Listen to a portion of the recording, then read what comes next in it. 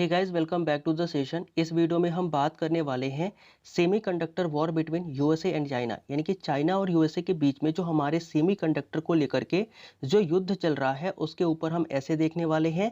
ये जो हमारा ऐसे है वो UPSC CAPF assistant commandant 2023 exam के लिए काफ़ी ज़्यादा रेलिवेंट टॉपिक होता है। अगर मैं इसकी रेलिवेंसी की बात करूँ तो ये जो आर्टिकल है वो कल जो है वो न्यूज़ के अंदर छपा हुआ था एडिटोरियल के रूप में। और इससे भी ज़रूरी बात यह है कि आए दिनों ये जो टॉपिक है वो काफ़ी ज़्यादा चर्चा के अंदर रहा है। तो इसे एज अ सीरियस स्टूडेंट हमें क्या करना चाहिए, इस टॉपिक को कंप्लीट कर लेना चाहिए, इसके बारे में हमें जानकारी होनी चाहिए। तो इस वीडियो के अंदर बेसिकली इसी के ऊपर हम ऐसे की बात करने वाले हैं। तो प्लीज़ पूरा वीडियो आप ध्यान से ज़रूर देखिएगा।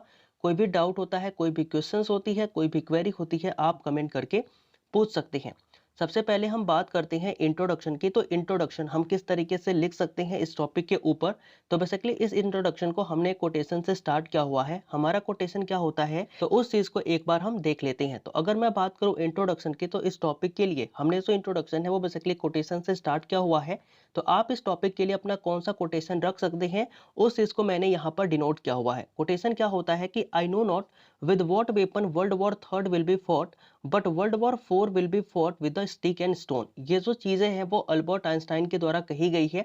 जो अल्बर्ट आइंस्टाइन है वो एक कहते हैं कि मैं नहीं जानता कि वो कौन से हथियार होंगे जिनकी वजह से या जिनकी मदद से जो वर्ल्ड वॉर थर्ड है वो लड़ा जाएगा, लेकिन मैं इतना जरूर कह सकता हूं कि जब वर्ल्ड वॉर फोर लड़ा जाएगा तो उस समय जो हमारे पास हथियार होंगे वो बेसिकली स्टिक और स्टोन होंगे, यानी कि हम डंडे और पत्थरों से जो है वो वर्ल्ड वॉर फोर लड़ रहे होंगे। हमें नहीं पता कि हम वर्ल्ड वॉर थर्ड जो है वो किस हथियार से लड़ने वाले हैं। तो ये बेसिकली हमारा एक कोटेशन होता है जो कि अल्बर्ट आइंस्टाइन ने कहा था, उस चीज को हम यहाँ पर लिख सकते हैं।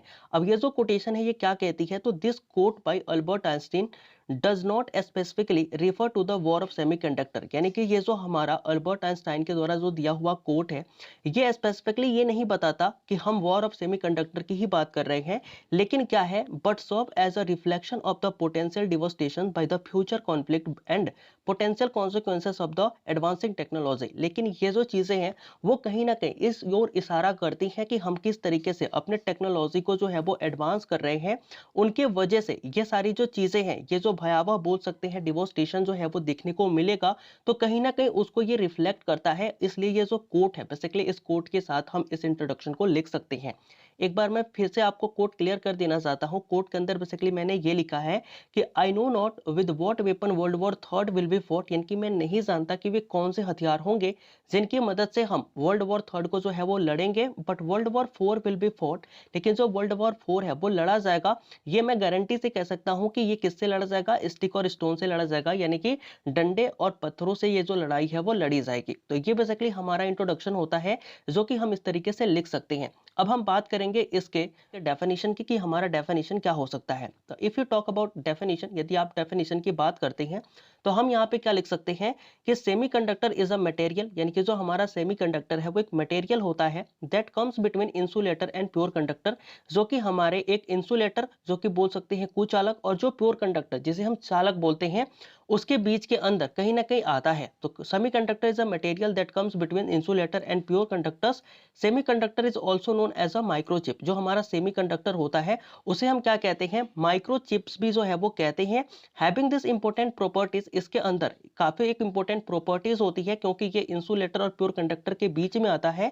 तो इसकी ये जो प्रॉपर्टी होती है it being used in many modern technology, तो इसका जो इस्तेमाल है वो कई सारे मॉडर्न टेक्नोलॉजी के अंदर करने के लिए जो है इस टेक्नोलॉजी का, इस प्रॉपर्टीज का इस्तेमाल किया जाता है। Such that laptops, computers, phone, microwave and etcetera, जैसे कि हमारे लैपटॉप्स हो गए, कंप्यूटर हो गए, फोन हो गए, माइक्रोवेव हो गए, या फिर और भी जितने हमारे इलेक्ट्रॉनिक्स गैजेट हो गए उनके अंदर हम इन सेमीकंडक्टर का इस्तेमाल करते हैं। तो क्या चीजें आपको समझ में आई, नहीं आई, मैं फिर से बता देता हूं कि जो सेमीकंडक्टर है वो एक मटेरियल होता है जो कि हमारे इंसुलेटर और प्योर कंडक्टर के बीच में आता है। जो हमारा सेमीकंडक्टर होता है ये बेसिकली माइक्रोचिप्स भी से हम कहते हैं, और इसके अंदर एक इंपॉर्टेंट प्रॉपर्टीज होती है जो कि बेसिकली इस प्रॉपर्टी के कारण इसका जो इस्तेमाल है वो हमारे मॉडर्न टेक्नोलॉजी के अंदर, जैसे कि लैपटॉप्स हो गए, कंप्यूटर्स हो गए, फोन हो गए, या फिर जो माइक्रोवेव हो गए, उनके अंदर इसको किया जाता है। नेक्स्ट हम बात करें इसके बैकग्राउंड की, तो इसके बैकग्राउंड के अंदर हम क्या लिख सकते हैं, तो बैकग्राउंड के अंदर बेसिकली हम लिख सकते हैं कि the birth history of semiconductor can be traced back to the invention of rectifier. Rectifier क्या करता है, जो एसी टू डीसी में कन्वर्ट करता है। तो 1874 के अंदर हमने क्या देखा कि जो हमारी बर्थ हिस्ट्री है, यानी कि सबसे पहला हमारा जो सेमीकंडक्टर बनाया गया था वो बेसिकली 1874 के अंदर बनाया गया था। जब हम क्या करते हैं, जब हमें पता चलता है कि हमने पहली जो रेक्टिफायर, जिसको हम क्या बोलते हैं, रेक्टिफायर क्या करती है, एसी को डीसी में कन्वर्ट करती है।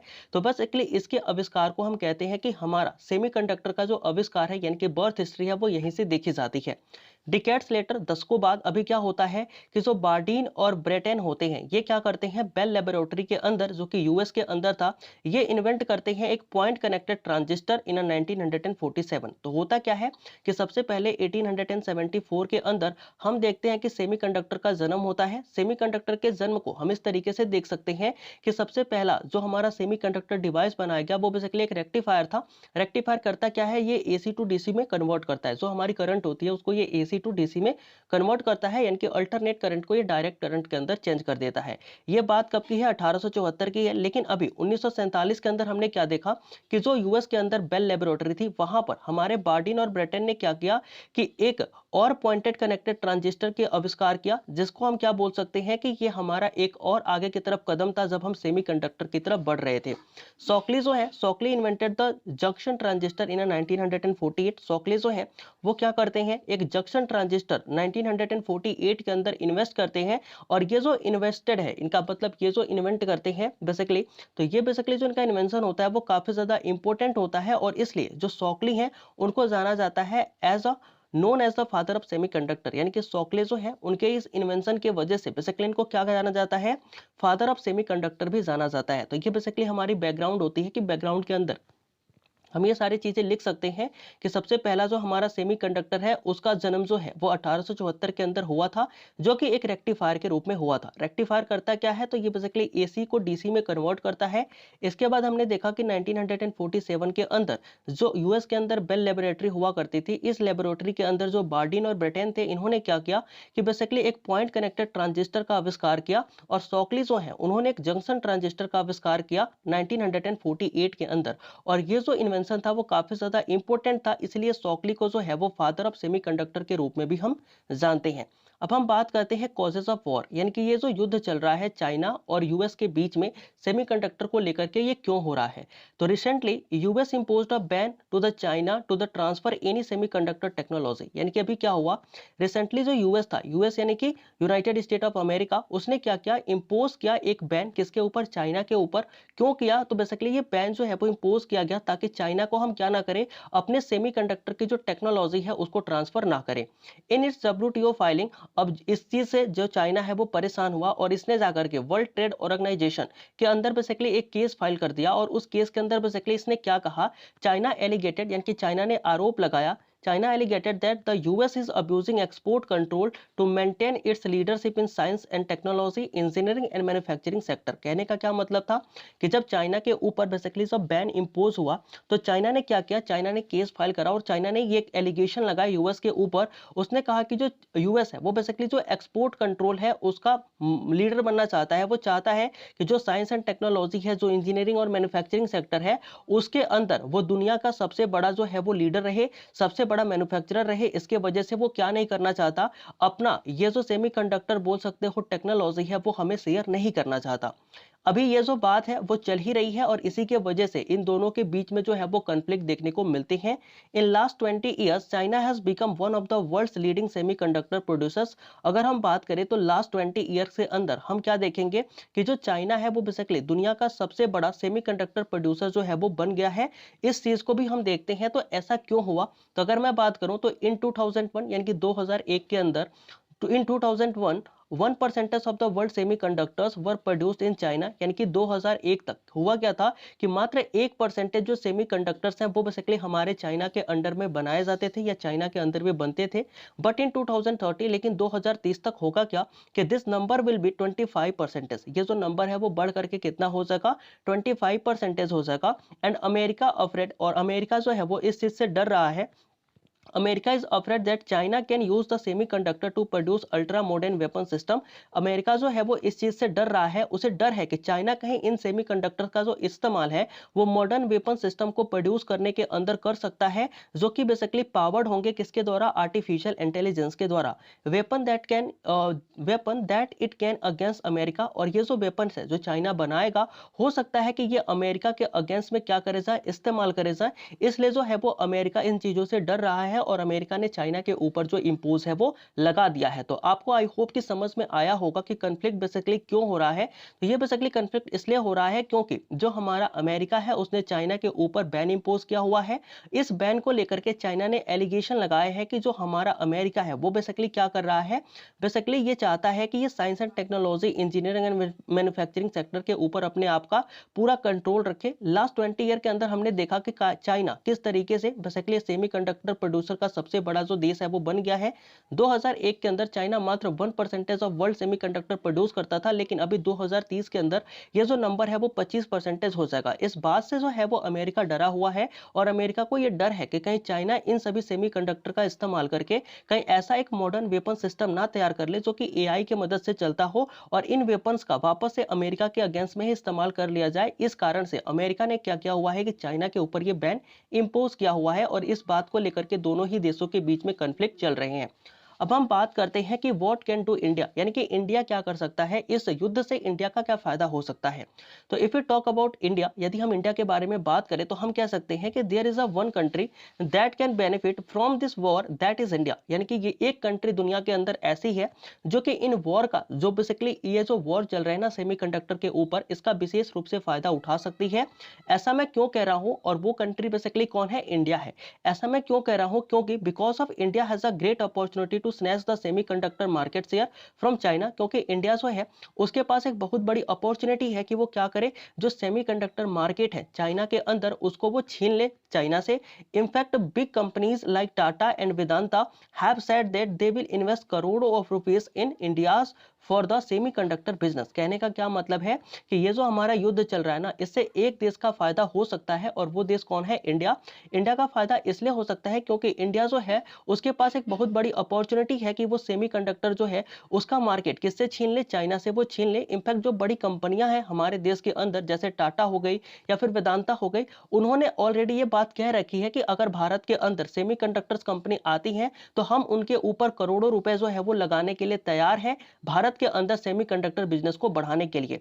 आफ्टर दिस बैन, अगर मैं इस बैन की बात करूं जो कि यूएस ने चाइना के ऊपर इंपोज किया है, तो after this ban which is impose by America, जो कि अमेरिका के द्वारा इम्पोज किया गया है, it look like offer for the India. यानी कि ये हमारे इंडिया के लिए क्या नजर आता है, कहीं ना कहीं एक ऑफर की तरह नजर आता है जब भी हम इस बैन की बात करते हैं। तो बैन तो ये चाइना के लिए है, लेकिन हमारे इंडिया के लिए ये एक ऑफर से कम नहीं है। तो इस चीज को बेसिकली हम इंडिया के प्रोस्पेक्टिव से देख सकते हैं।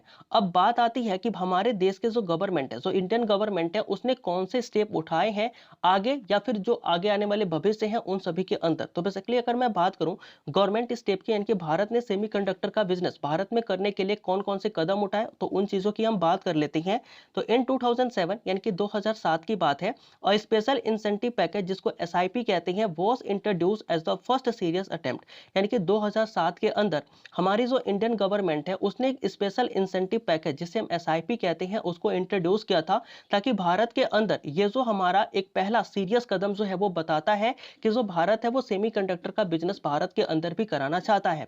But unfortunately it did not receive any response. लेकिन ये जो हमारी एसआईपी थी, अच्छा आप इंसेंटिव का मतलब तो समझ रहे हो ना, इंसेंटिव का मतलब ये होता है कि आपके देश के अंदर कोई कंपनी आती है तो आप उसको टैक्स में छूट देते हो, तो ये होती है इंसेंटिव। इंसेंटिव का मतलब होता है कि आप किसी को विशेष छूट दे रहे हो। तो इसी तरीके की जो छूट है वो भारत ने 2007 के अंदर देने की बात करी थी, और ये भारत की तरफ से पहला सीरियस अटेम्प्ट था कि भारत चाहता था कि भारत के अंदर भी ये जो मैन्युफैक्चरिंग हब है, बेसिकली जो मैन्युफैक्चरिंग फैक्ट्रीज हैं, वो भारत के अंदर भी लगाए जाए सेमीकंडक्टर की।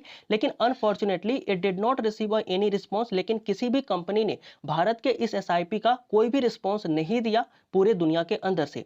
हाउएवर इन 2012 के अंदर भी क्या किया भारत सरकार ने, अपने एसआईपी को थोड़ा मॉडिफाई किया, थोड़ा और परिवर्तन के साथ इस एसआईपी को लेकर के आते हैं। और इसके अंदर क्या कहा गया, was implemented as the second attempt. और ये भारत सरकार का दूसरा अटेम्प्ट जो है वो बेसिकली कहा जाता है which shows more promising result, जिसके अंदर हमने देखा कि हमारी गवर्नमेंट जो है उसने और भी ज्यादा जो प्रॉमिस है वो करे after more than 2 years of extensive effort, यानी कि हमारे सरकार के जो 2 सालों का एक्सटेंसिव एफर्ट रहा engaging with the major fabrications companies, जो कि हमारे बड़े बड़े फैब्रिकेशंस कंपनीज थे उनके साथ हमने इंगेज किया पूरे दुनिया भर के। India came close to realizing its goal and establishing a fab, और धीरे धीरे हमें ऐसा लगा, इंडिया को ऐसा लगा कि अब हम धीरे धीरे अपने गोल को जो है वो अचीव करने लगे हैं। थोड़ा थोड़ा हमें रियलाइज होने लगा कि अब हम अपने गोल को जो है वो अचीव कर रहे हैं, जो कि हमारा सपना था कि हम अपने देश के अंदर भी जो ऐसी फैब्रिकेशंस कंपनियां हैं जो कि सेमीकंडक्टर को बनाती हैं उनको एस्टैब्लिश कर पाएंगे। The cabinet approve 2 consortia offering then an uplink range of the incentive. कहने का क्या मतलब था कि जो हमारी कैबिनेट है उसने 2012 के अंदर जो अपने प्रयास किया उसके अंदर उसने 2 कंसोर्शिया को जो है वो ऑफर किया, और इस कंसोर्शिया के अंदर उसने क्या किया, बेसिकली जो कंसोर्शिया होती है ये बेसिकली एक टर्म है। इस कंसोर्शिया का मतलब क्या होता है कि जैसे ग्रुप ऑफ कंपनीज हैं, जैसे मान लो कि ए बी सी हमारी 3 कंपनीज हैं, इन कंपनी ने एक ग्रुप फॉर्म किया और इस ग्रुप को बनाने के बाद सरकार के पास आई और सरकार ने क्या किया, उन सभी को परमिशन दिया, उन सभी को इंसेंटिव दे कि हाँ आप जो है हमारे देश के अंदर अपना जो फैक्ट्री है वो स्टैब्लिश कर लीजिए। तो इसी चीज को बेसिकली कंसोर्शिया कहा जाता है। तो इस तरीके के 2 कंसोर्शिया आई, यानी कि 2 बड़े बड़े ग्रुप ऑफ कंपनीज आई हमारे भारत के अंदर। हमारे कैबिनेट ने उन्हें अप्रूवल भी दे दिया कि आप भारत के अंदर जो फैक्ट्री है वो स्टैब्लिश कर लीजिए, लेकिन इसका कुछ फायदा हुआ नहीं क्योंकि उन्होंने भारत के अंदर कोई भी स्टैब्लिशमेंट नहीं करी। तो बेसिकली ये हमारे गवर्नमेंट के स्टेप थे 2012 तक। अब हम बात करेंगे कि 2022 के अंदर जो हमारे गवर्नमेंट ने एक स्टेप लिया उस स्टेप को हम किस तरीके से देखते हैं। The union cabinet in its meeting held on 21/9/2022, कहने का मतलब क्या है कि 21 सितंबर 2022 को क्या हुआ कि जो यूनियन कैबिनेट मिनिस्ट्री है उसने बेसिकली अपने मीटिंग के अंदर एक सहमति बनाई, अप्रूवल किया एक मॉडिफिकेशन को जो कि इस प्रोग्राम के लिए हो सकता है।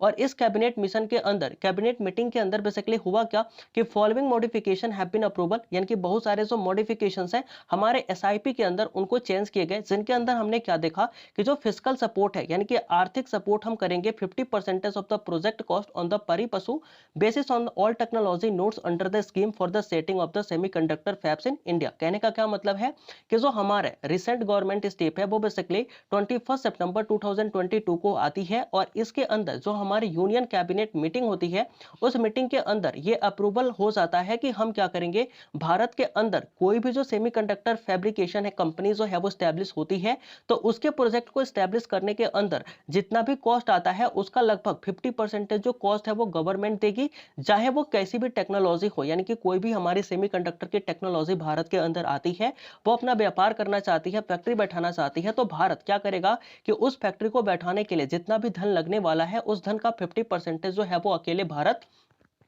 पे करेगा। तो ये बेसिकली हमारे गवर्नमेंट के द्वारा जो 2022 के अंदर जो एक स्टेप लिया गया उस स्टेप की बात हम इस ऐसे के अंदर कर सकते हैं। अब बात आती है कि सजेशन की, हम यहाँ अपने सुझावों के रूप में क्या लिख सकते हैं। तो बेसिकली सजेशन के अंदर हम एक चीज लिख सकते हैं कि one approach to reducing subsidies and utilizing fund for the advance fab technology research and development it's by establishing ATMPS, जिसको assembly testing and packaging and facilities बोलते हैं। कहने का क्या मतलब है, कहने का मतलब यह है कि अगर हम बात करें चाइना से थोड़ा बहुत सीखे तो चाइना ने क्या किया, चाइना ने 2001 के अंदर देखा कि कई सारी कंपनीज ऐसी थी जो कि सेमीकंडक्टर बनाती थी और वे घाटे में थी, मतलब लॉस में थी।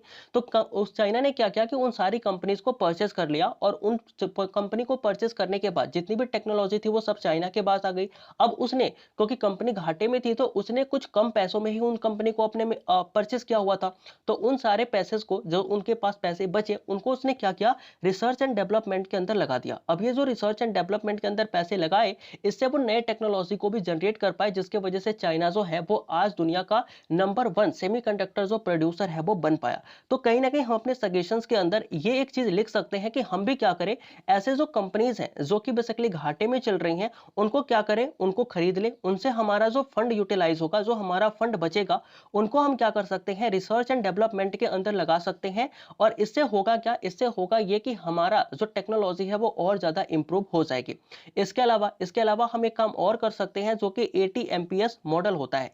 ये जो ATMPS मॉडल है इसके अंदर हम क्या करते हैं बेसिकली, जैसे कि चिप जो है, मान लो भारत में चिप बन नहीं रही है क्योंकि हमारे यहाँ कंपनी नहीं है, लेकिन जो और भी असेंबली वाली चीजें हो गई, जैसे चिप हो गया, चिप की टेस्टिंग हो गई, पैकेजिंग हो गई, या फिर जो फैसिलिटीज हो गई, ये हम भारत के अंदर स्टार्ट कर सकते हैं। इससे होगा क्या, इससे होगा कि एक इन्वायरमेंट क्रिएट हो सका, और इस इन्वायरमेंट के क्रिएट होने के बाद हो सकता है भविष्य में कंपनी ऐसी सोचे कि सारी चीजें तो चलो भारत में ही हो रही हैं, असेंबली भारत में हो रहा है, टेस्टिंग भारत में हो रही है, पैकेजिंग और फैसिलिटीज भी भारत में हो रही है, तो क्यों ना हम अपने फैक्ट्री को भारत के अंदर ही शिफ्ट कर दें। तो कहीं ना कहीं ये लॉन्ग टर्म विजन हो सकता है जो कि सरकार को मानना चाहिए, या सरकार को इसके बारे में सोचना चाहिए, और सरकार जो है ये ऐसे स्कीम लेकर के आए ताकि जो हमारा भारत है वो भी सेमीकंडक्टर हब जो है वो बन पाए। एक हमारी कंपनी होती है जिसको हम टेसोल्व बोलते हैं, Tessolve now owned by Tesla, Tesla नहीं टाटा। तो जो हमारी टेसोल्व कंपनी होती है इसको बेसिकली इस समय ओन्ड कौन कर रहा है, बेसिकली टाटा जो कंपनी है ना, इस टेसोल्व कंपनी को खरीद लिया है एंड सेटअप एन ATMP इन 2013 इन 14। यानी कि ये जो ATMP हम मॉडल की बात कर रहे थे ना, असेंबली की, टेस्टिंग की, पैकेजिंग की, या फिर फैसिलिटीज की, इस मॉडल को बेसिकली जो हमारी टाटा कंपनी है ना उसने बेसिकली क्या किया, देखा, और उस टाटा कंपनी ने इसके तरफ एक कदम बढ़ाया। टाटा कंपनी ने किया क्या, जो कि हमारी एक टेसोल्व कंपनी होती है जो कि बेसिकली इलेक्ट्रॉनिक्स कंपनी है जो कि माइक्रोचिप्स वगैरह बनाती है। तो इस कंपनी को बेसिकली टाटा ने खरीद लिया, और इस टाटा कंपनी ने इसे खरीद करके 2013 से 14 के बीच में अपने जो ATMPS है यानी कि असेंबली टेस्टिंग और पैकेजिंग मॉडल है वो यहां पर करना स्टार्ट कर दिया। एडिशनली अगर मैं इसके अलावा बात करूं तो China has over 100 ATMPS indicating there commitment of the chip manufacturing. अगर मैं चाइना की बात करूं तो उसके पास ये 100 ATMPS कंपनीज है, यानी कि 100 ऐसी कंपनीज है जो कि असेंबली टेस्टिंग पैकेजिंग या फिर फैसिलिटीज प्रोवाइड करती हैं। तो कहीं ना कहीं ये भारत भी करेगा, तो भारत के अंदर भी हो सकता है कि जो हमारे आने वाले फ्यूचर्स हैं उनके अंदर सेमीकंडक्टर जो फैब्रिकेशन है वो देखने को मिल जाए। Indicating there commitment of the chip manufacturing, तो वही है कि भारत के अंदर भी ऐसी चीजें हम करें जैसे कि चाइना आज समय क्या दिखा रहा है कि किस तरीके से कमिटमेंट दिखाता है कि हाँ हम चिप मैन्युफैक्चरिंग के लिए काफी ज्यादा तत्पर हैं। Setting of ATMPS enable the cost saving. अगर हम ATMPS को यानी कि असेंबली टेस्टिंग और पैकेजिंग एंड फैसिलिटीज को भारत के अंदर स्टैब्लिश करते हैं तो ये क्या होगा, ये कॉस्ट सेविंग होगा, इससे हमारा रुपए भी बचेगा। इनहेंस चिप यानी कि चिप की जो मैन्युफैक्चरिंग है उसकी भी कैपेसिटी जो है हमारे देश के अंदर उसको भी हम बढ़ा सकते हैं। And allow for the allocation of fund toward the cutting edge of the fab technology. जो हम अपने फैब टेक्नोलॉजी को यानी कि जो फैब्रिकेशन टेक्नोलॉजीज है उनको इतना ज्यादा छूट दे रहे हैं कि भारत में आइए हम आपको 50% तक का कॉस्ट देंगे, फिर भी वो नहीं आ रहे, तो कहीं ना कहीं इसमें भी और कटौती हो जाएगी और वो भारत के अंदर आना भी चाहेंगे। तो कहीं ना कहीं ये हमारा सजेशन हो सकता है कि जो सरकार है वो क्या करे, ATMPS को मॉडल को लेकर के आए, जो कंपनी घाटे में चल रही है उनको परचेज कर ले। तो इस तरीके से सरकार जो है वो अपने इस विजन में जो है वो सफल हो सकती है। तो ये बेसिकली हमारा सजेशन हो सकता है। अब हम बात करें कंक्लूजन की, तो इसके ऊपर हम अपना कंक्लूजन क्या दे सकते हैं। We all know that upcoming future is going more and more dependent on electronic instrument. यानी कि हम ये सभी जानते हैं कि जो हमारा आने वाला फ्यूचर है वो ज्यादा से ज्यादा क्या होगा कि इलेक्ट्रॉनिक इंस्ट्रूमेंट के ऊपर ही डिपेंड होता जा रहा है। Where India is pushing himself towards the self reliant. एक तरफ जो भारत है वो खुद को क्या कर रहा है, आत्मनिर्भर होने के लिए जो है वो प्रेरित कर रहा है। That it can be helpful for us, इसलिए ये हमारे लिए और भी ज्यादा बोल सकते हो हेल्पफुल हो सकता है। Where by the use of semiconductor, जहां हम सेमीकंडक्टर के इस्तेमाल से क्या कर सकते हैं, we can strong our defence. अपने अपने हम सेमीकंडक्टर के इस्तेमाल से अपने डिफेंस को भी स्ट्रॉन्ग कर सकते हैं, अपने इकोनॉमी को भी स्ट्रॉन्ग कर सकते हैं, IT सेक्टर को भी स्ट्रॉन्ग कर सकते हैं, एंड इसके अलावा और भी जो हमारे सेक्टर्स हैं उनको हम स्ट्रॉन्ग कर सकते हैं by the use of semiconductor. If India take opportunity, यदि भारत जो है इस अपॉर्चुनिटी को लेता है, then after making a semiconductor hub, और जब हम सेमीकंडक्टर हब बन जाएंगे इस अपॉर्चुनिटी के माध्यम से, तो we can be enhance our economic condition as well as global position. यानी कि कहीं ना कहीं इसके वजह से हम क्या होंगे, फर्दर हम देखेंगे कि फ्यूचर के अंदर जो हमारे इंडिया की इकोनॉमिक कंडीशन है वो भी काफी अच्छी हो जाएगी, और जो हमारा ग्लोबल पोजीशन है वो भी बहुत ज्यादा अच्छा हो जाएगा जब हम बात करते हैं अपने आप को एज अ सेमीकंडक्टर हब के रूप में। तो कहीं ना कहीं ये हमारा कंक्लूजन हो सकता है जिसके अंदर हम बात कर सकते हैं अपने अपकमिंग फ्यूचर की, जो कि डिपेंडेंट होता जा रहा है इलेक्ट्रॉनिक इंस्ट्रूमेंट के ऊपर। इंडिया जो कि खुद ही चाहता है कि हम सेल्फ रिलायंट हो जाए, उसके अंदर ये जो हमारी सेमीकंडक्टर इंडस्ट्री है वो काफी ज्यादा हेल्पफुल हो जाएगी, जिसके वजह से हम क्या कर सकते हैं, अपने डिफेंस को, इकोनॉमी को, IT सेक्टर को काफी ज्यादा मजबूत कर सकते हैं। इंडिया अगर इस अपॉर्चुनिटी को अवेल करती है, इसका लाभ लेती है, तो क्या होगा कि हम एक सेमीकंडक्टर हब बन जाएंगे, जिसके वजह से हमारी जो इकोनॉमिक कंडीशन होगी और ग्लोबल पोजीशन होगी, दोनों की दोनों काफी ज्यादा इंप्रूव हो जाएंगे। तो तो thank you for attending the session guys. I hope कि ये जो वीडियो है जो ऐसे है वो आपको समझ में आया होगा। तो वीडियो आपने यहाँ तक देखा, इसके लिए काफी सारा आपका धन्यवाद। Please do like and do subscribe our channel. अगर आपने वीडियो को लाइक नहीं किया और सब्सक्राइब नहीं किया तो वो आप दोनों फटाफट कर दीजिएगा। अगर आपको इस पीडीएफ को पढ़ना है तो आप हमारे टेलीग्राम को भी ज्वाइन कर सकते हैं। वहां पर इस वीडियो की जो पीडीएफ है वो डेली सेंड कर दी जाती है। तो मिलते हैं किसी नए वीडियो में किसी नए टॉपिक के साथ, तब तक के लिए जय हिंद।